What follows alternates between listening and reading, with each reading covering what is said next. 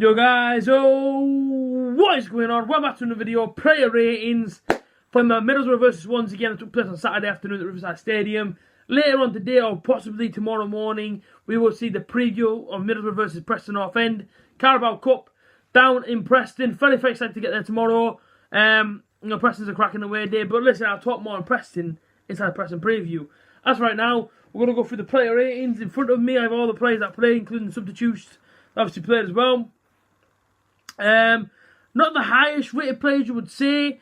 It's like I said in my, obviously like I said inside my review. I ain't angry at the players. More angry at the substitutions that were made, if I'm honest with you. And you know, I got pulled up again today. People keep pulling me up all the time saying, "Oh, you know, you must be so angry that you must be so angry that Borough only lost one game all season." No, listen.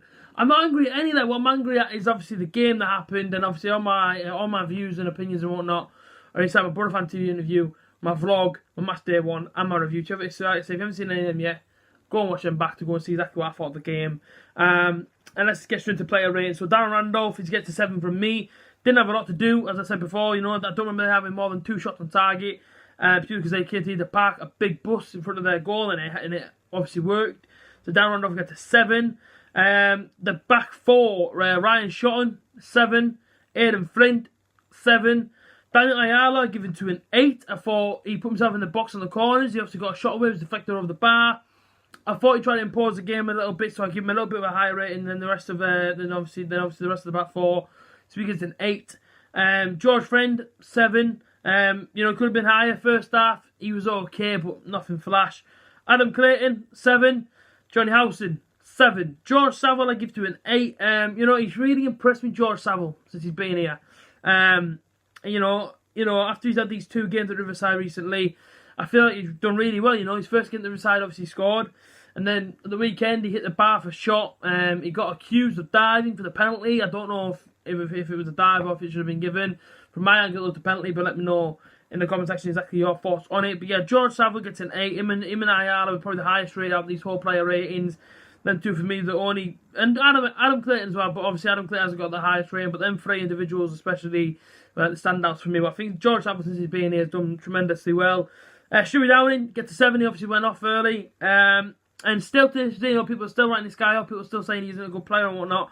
I really like Stewie Downing. I really do, and I think Borough boy as well, heart on his sleeve.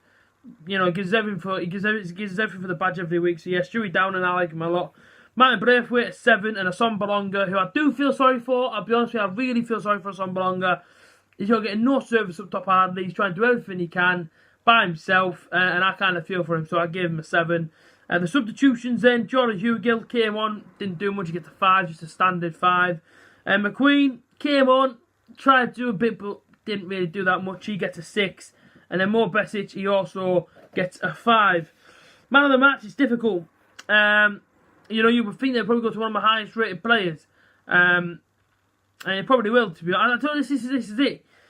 I wasn't, on Saturday I came out of the stadium feeling a bit, do you know what I mean? It's like that, so I came out just a bit, but it is what it is. Man of the match, I'd probably give it to Ayala. I thought he did well Saturday. He obviously got a shot off, it was unlucky, but, he defended well as well. He did his defensive duties very well. So, I'm going to give my man of the match to Daniel Ayala. And then, of course, like I say, we go back to league action. Saturday, a sold out away end at Hull City away.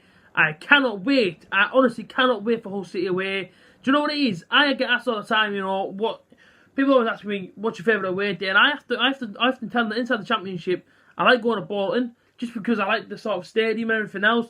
I like going to Bolton, but one place I do like going, which luckily for us, Borough fans, isn't too far from Teesside, is Hull City. Really cannot wait to get in the KC Stadium this Saturday. Sold out Borough end, about 3,000 smoggies going down. So I can't wait for that.